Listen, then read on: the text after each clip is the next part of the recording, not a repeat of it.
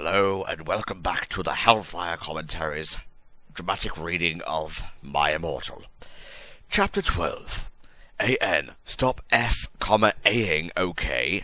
Hagrid is a pedo to a lot of people in American schools, lick that. I wanted to address the issue. How do you know Snap isn't Christian? Plus Hagrid isn't really in love with Ebony, that was Cedric, okay? Lots of X's, 666, lots of X's. I was about to slit my wrists again with the silver knife that Drago had given me in case anything happened to him.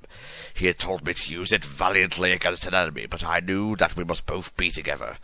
No, I thought it was Hagrid, but it was Vampire. He started to scream. OMFG, no, my scar hurts. And then his eyes rolled up. You could only see his red whites. I stopped. How did you know? I saw it, and my scar turned back into the lightning bolt.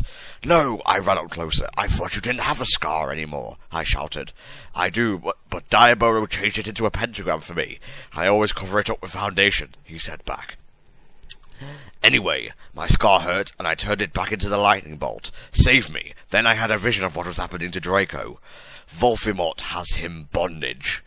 Anyway, I was in the school nurse's office, now recovering from my slit wrists. Snap and Lupin and Hagrid were there too. They were going to St. Mango's after they recovered because they were pedophiles, and you can't have those fucking pervs teaching in a school with lots of hot girls. Dumbledore had constipated the Sidio camera they took of me naked. I put up my middle finger at them. Anyway, Hagrid came into my hospital bed, holding a bouquet of pink roses. Excuse me while I get a drink for my sore throat. There we go, let's continue. Ebony and Nobby, I need to tell you something, he said in a V.serious voice, giving me the roses. Fuck off, I told him. You know I fucking hate the colour pink anyway, and I don't like fucked up preps like you, I snapped. Hagrid had been mean to me before for being gothic. No, Nobby, Hagrid said, these are not roses. What, are they goths too, you prosa pep?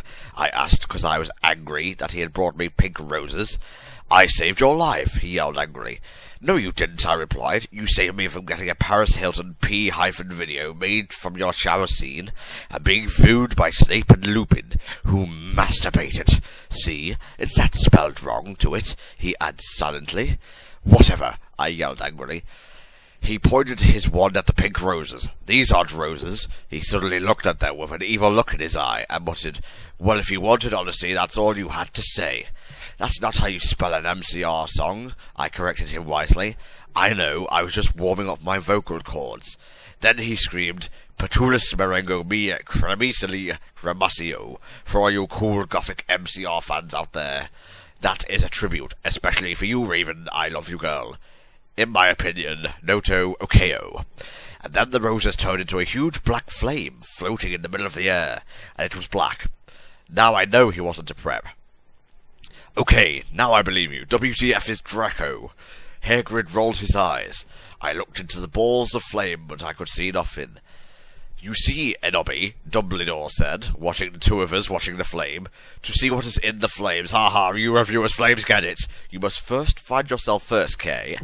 I have found myself, okay, you mean old man, Hagrid yelled. Dumbledore looked shocked. I guess he didn't have a headache, or else he would have said something back.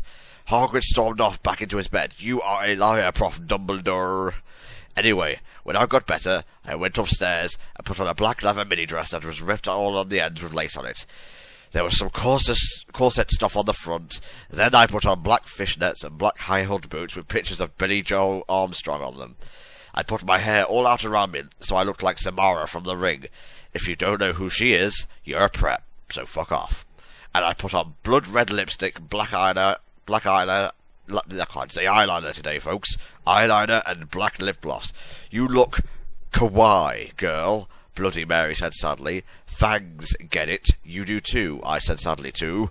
But I was still upset. I slit both of my wrists, feeling totally depressed, and sucked all the blood. I cried again in the bathroom and put the shades on so Snap and Lupin couldn't spy on me. I went to some classes.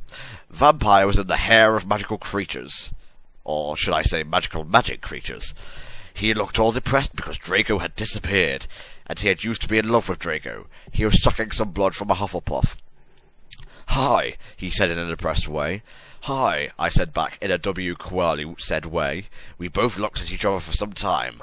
Harry had beautiful red gothic eyes, so much like Draco's. Then we jumped on each other and started screwing each other. "Stop it now, you horny simpleton," shouted Professor McGoggle, who was watching us, and so was everyone else. "Vampire, you fucker," I said, slapping him. "Stop trying to screw me. You know I love Draco," I shouted, and then I ran away angrily. Just then he started to scream. "OMFG, no, my scar hurts," and then his eyes rolled up. You could only see his red whites. "Is anyone else getting a feeling of deja vu here?" "No," I ran out closer. "I thought you didn't have a scar anymore," I shouted. "I do, but Diabono changed it into a pentagram for me, and I always cover it up with foundation," he said back. "Anyway, my scar hurt, and then I had a vision of what was happening to Draco. Voldemort has him bondage. Lots of X's. 666. Lots of X's. Special thanks to Raven, my gothic blood sister. WTF, you're supposed to rate this 11111. Hey Raven, do you know where my sweater? I. End of chapter. My, wasn't that just longerful? And somehow longer than the other chapters. Anyway, join us in part 13. See you next time.